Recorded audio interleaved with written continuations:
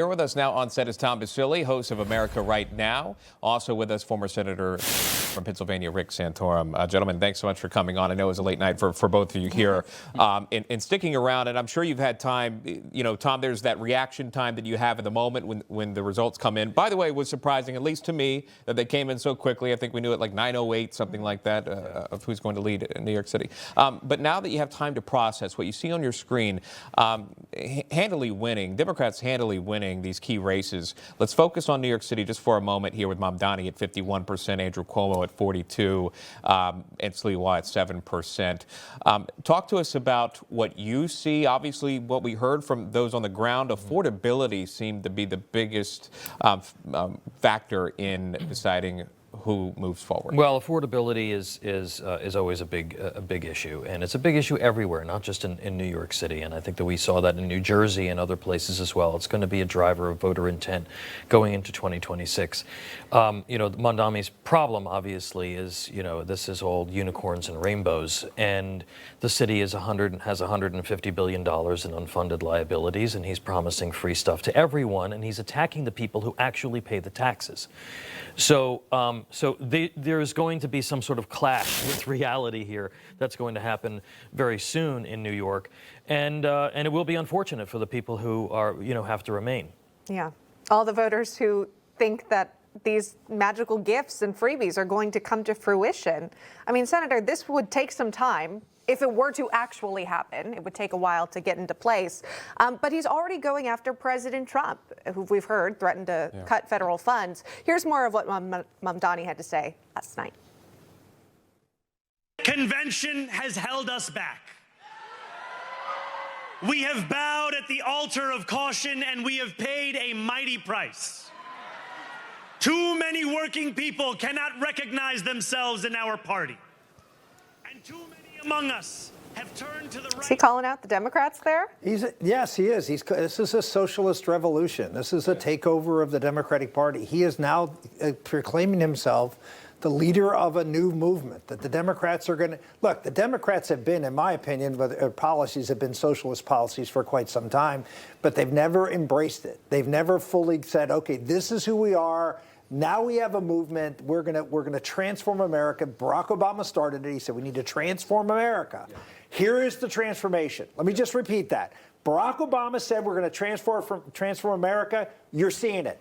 Mamdani is Obama's transformation. Yep. It's a transformation to a socialist party. He will lead it, and along with the person who elevated him, AOC. She is now the leader of the Democratic Party. I believe she will be the leading candidate for president in the Democratic Party. She's not going to run against Chuck Schumer. That's just small potatoes. She's going to run for president.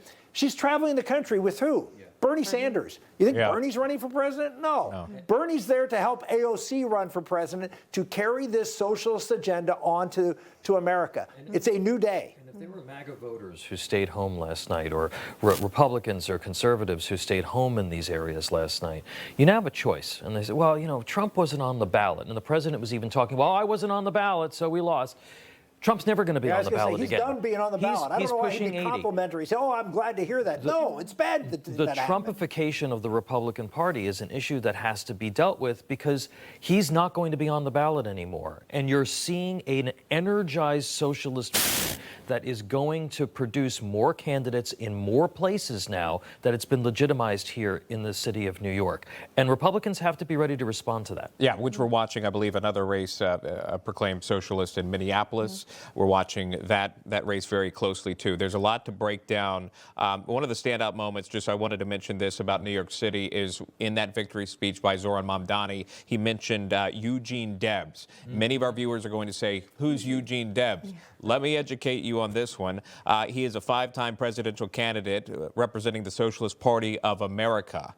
And that's who he touted in this moment. He also straight up said on the microphone, I am a democratic socialist.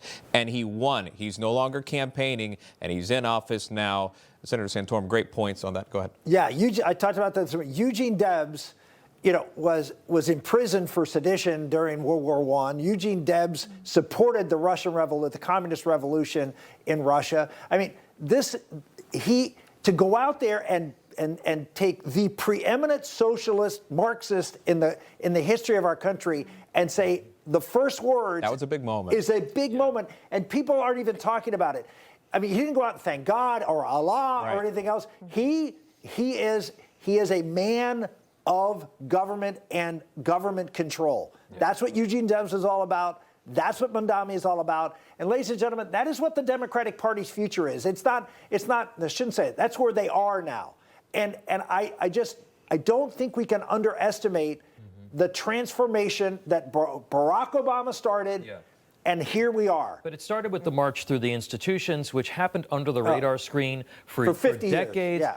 Obama then allowed it to kind of come out of the closet a little bit more, and now you've seen the next natural extension of that and a maturation of that. With now you have an outright Marxist who's running the capitalist capital of the world. Yeah. And they're saying the quiet part out loud now. They have come out of the closet. Well, even the exit polling shows support for young women in support of these candidates, the female candidates that we saw in Jersey and Virginia. But that also goes to the failure of the public school systems. Remember, we always talk about on this network how we're not teaching proper history, how these kids are being indoctrinated in woke schools and in woke colleges and universities. That's what this produces. People who think, well, I'm now going to live in this statist utopia where it's going to be free and we're going to tax the rich and we're not going to have billionaires anymore and we're going to have free buses and grocery stores. That's what it produces. Remember, a majority of Democrats nationwide prefer socialism over capitalism. This is not, so this is, you say, oh, this is just New York. No, it's not just New York. Not anymore. No, this not could anymore. Be coming to a city and a town near you.